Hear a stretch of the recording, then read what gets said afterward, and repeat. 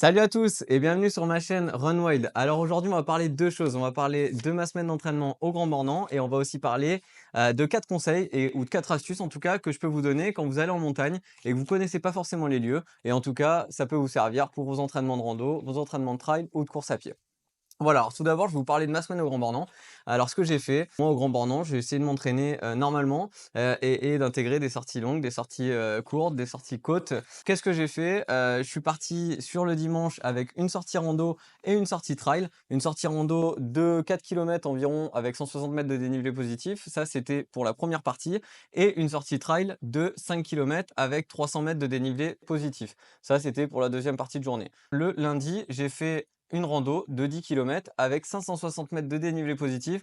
Costaud les randos, faut être accroché, sortie montagne avec de la neige, passer dans des endroits, parcours difficiles, donc c'était super intéressant en tout cas à faire une rando, et même au niveau cardio, c'était top. Le mardi, j'ai fait un peu de snow, hein, j'ai pris quand même du plaisir à faire du snow quasiment toute ma journée. On profite quand même de la neige.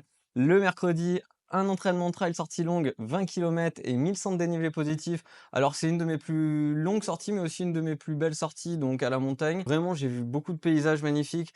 Je suis passé dans des endroits très très difficiles avec beaucoup de neige, du verglas, des cours d'eau. Vraiment sympa, franchement, si on aime l'aventure. Et en tout cas, c'était une belle sortie. Le jeudi, j'ai fait de la côte, juste une côte. On m'a déposé dans le village et je suis remonté donc au chalet. 4 km 300 et 280 mètres de dénivelé, à peu près, 1/2 heure de course, hein, en côte, donc c'était assez physique. Et le vendredi, un trail de 13 km et de 680 de dénivelé positif.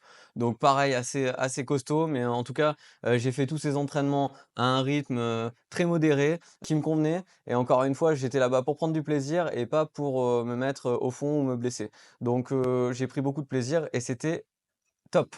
Maintenant, je vais vous parler des 4 conseils que j'ai à vous donner, quand vous êtes en montagne. Et ça va commencer par le premier, les vêtements. Les vêtements. Pourquoi les vêtements? Parce que vous êtes en montagne et encore une fois, le temps peut être très changeant et moi, je m'en suis aperçu.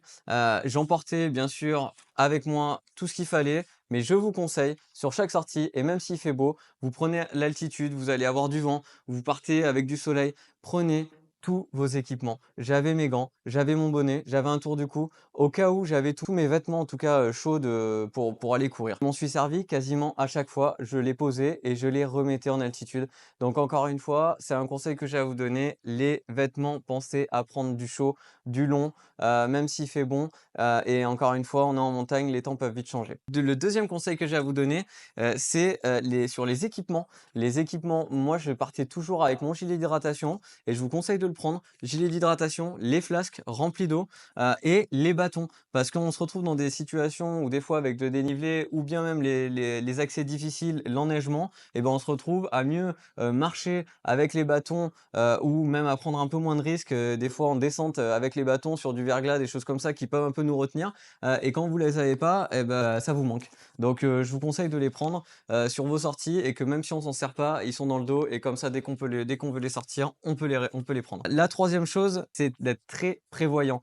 Essayez de ne pas partir à l'aveugle, de prévoir un parcours et un dénivelé à respecter, car en montagne, effectivement, un entraînement, ça peut vite se transformer en enfer avec les forts dénivelés, effectivement. Pensez à vous alimenter en conséquence, à apporter ce qu'il faut et soyez prévoyant sur votre parcours, sur votre dénivelé que vous avez prévu de faire. Donc soyez prévoyant, planifiez un parcours, prévoyez un nombre de dénivelés et essayez de respecter au maximum cet itinéraire que vous avez prévu. Et la dernière chose, c'est de prendre le temps. Prendre le temps en montagne, prendre le temps de s'acclimater à l'altitude. Vos capacités sont différentes, quand vous êtes en altitude. Prenez le temps de vous arrêter, de regarder les paysages, de discuter et de prendre du plaisir, surtout de prendre du plaisir. Encore une fois, ces 4 conseils, j'espère qu'ils vous serviront, quand vous irez en montagne faire vos entraînements et en tout cas, je vous dis à très bientôt sur Runwild pour une prochaine vidéo. Merci à tous et n'oubliez pas de commenter, de liker et de vous abonner. Merci encore. Ciao, ciao.